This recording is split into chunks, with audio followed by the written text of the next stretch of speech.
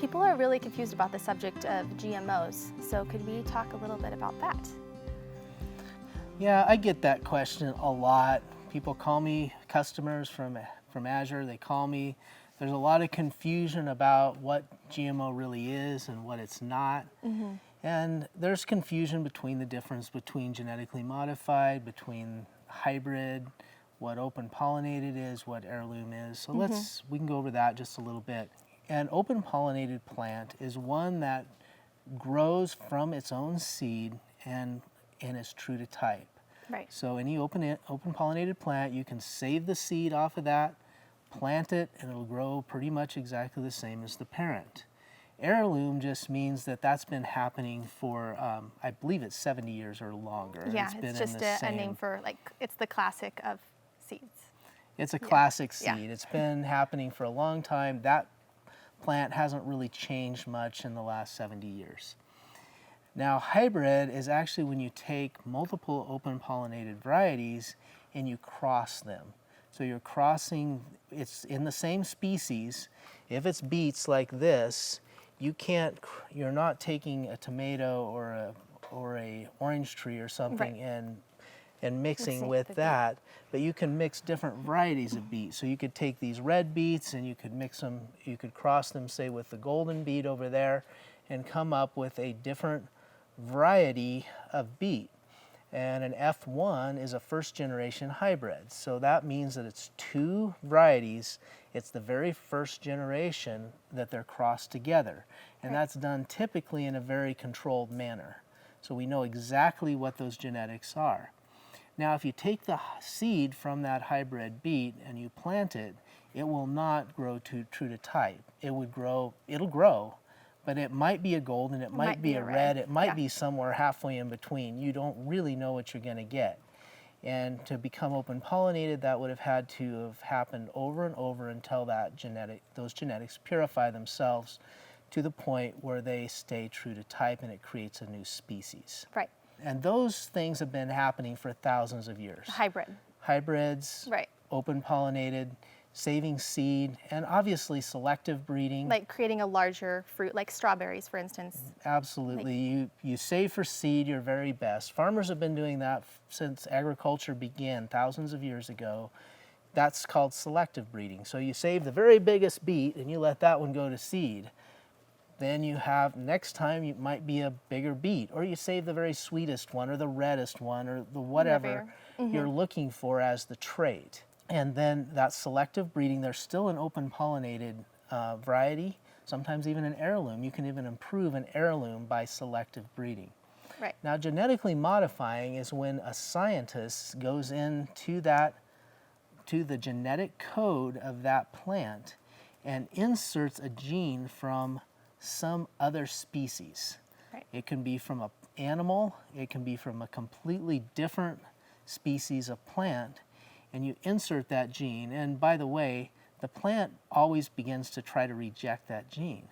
So what they've done is they've injected the genetics of a virus into there with that to kill the plant. So it actually makes the plant slightly diseased. It creates a disease in the plant where it does no longer rejects the genetics that are foreign to itself. So typically in nature, the plant will reject foreign genetics. If foreign genes get in, there's a mutation or whatever, in the original species, those genetics will be rejected and it'll go back true to type. Maybe you want to plant the mutation if it's something that's desirable, and you could create a new species through that. So there's a virus in there, or the genetic properties of a virus, and there's the genetics from some other foreign species to create a particular trait. Now that's, I think it's somewhat dangerous because there's been very little testing on what that does. But the worst part about genetically modified, and why I personally, and we at Azure here, oppose genetically modified so specifically, is that almost all of genetically modifying that's been done in the modern age has been done to allow a plant to be exposed to extremely toxic chemicals without dying. because they insert the gene of, say, a fish or something that is not necessarily susceptible to that particular chemical, Right. then that plant will live even though they put toxic doses of chemicals on it that would normally make that plant die. Yeah. So, and they typically call it, oh, it's Roundup ready soybeans or whatever. Well, Roundup is a glyphosate. It's a very toxic chemical. Its primary job is to block the uptake of minerals from the soil into the plant. So it blocks the uptake of minerals, and certain minerals more than others. And it's specifically to the point where that plant becomes so deficient so rapidly that it dies, typically of fusarium wilt. So it'll disease almost instantly because it's completely cut off from the mineral content in the soil. And the second place, the most popular one, which is Roundup, is actually blocking the uptake of minerals in the soil. Right. And that's what organic agriculture is all about, is to create more uptake of minerals for a healthier plant. Right. And when you genetically modify it to make the plant survive the lockup of mineral uptake in the soil, now you get even less of minerals in your plant. So the human body becomes more and more and more deficient when we eat those plants. It completely reverses the positive that we do when we try to eat healthy plants from healthy soil.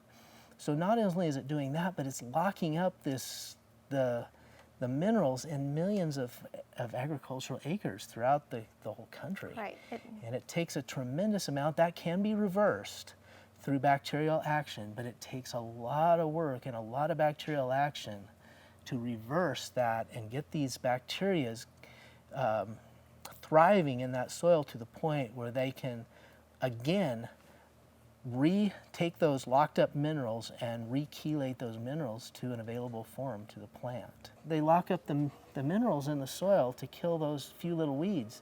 Now these beets are crying out, eat me, eat me, eat me. So of course the bugs come in droves. So what do? We put insecticides on to kill the bugs as they come on, and they cry more, eat me, and more insecticides. So it's a vicious cycle. And genetically modified, it's just, it makes that cycle so much more difficult to break.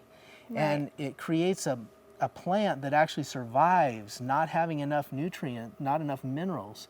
So our bodies become more and more deficient as we eat those plants. Not to mention, I mean, there's issues with those virus genetics as they go into our body and how they interact with the bacteria, because bacteria is actually what it changes those genetics in the plant. So when the bacteria in our gut interact with the virus genetics that are in those genetically modified foods, we have more and more diseases that are digestive disorder based. It does nothing but, there's obviously other reasons for that as well that we discussed earlier, but it certainly adds to this vicious cycle. Right. So that is why, from my feeling, that is why that genetically modified food it should not be used by somebody who's really interested in their health. Right. Or interested in the soil or in the earth. These have just made chemicals be so much more widely used in modern agriculture, even though they already were used prior to genetically modified food. This has just completely changed the scale. So what do you feel about the question of a food shortage and GMOs, as well as the question about why farmers would go to growing genetically modified crops and why they would do that compared to doing organic farming, and how you can encourage people to do that? Okay. Well, for genetically modified food, obviously, it's partly economics, because if you don't have to deal with any weeds, you don't have to go through and cultivate. Glyphosates are relatively cheap.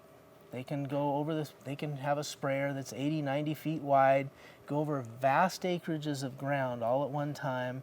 They don't have to cultivate. They don't have to get their rows as straight as they used to be when it was cultivated by, mechanically. It's a lazy way out. Not saying that the farmers are lazy, but it is the lazy way out, is to decrease the labor costs. And when you decrease the labor costs, the idea is it's all about quantity, it's about tons. How many tons of corn do we get? How many tons of soybeans? It's not about the nutrients in those soybeans or the nutrients in that Right. corn or how healthy it is or if anybody even wants it, unfortunately. People do starve while they're eating a lot because of that. Absolutely. Nutrition, You know, and why do we have so much obesity? And, you know, people have to eat more and more and more to get enough minerals just to survive. So they're getting all starving. these extra sugars and they're really starving to death while they're obese. And this is why it's so important that we look at our nutrient-dense food. We don't have to eat the quantity of nutrient-dense food.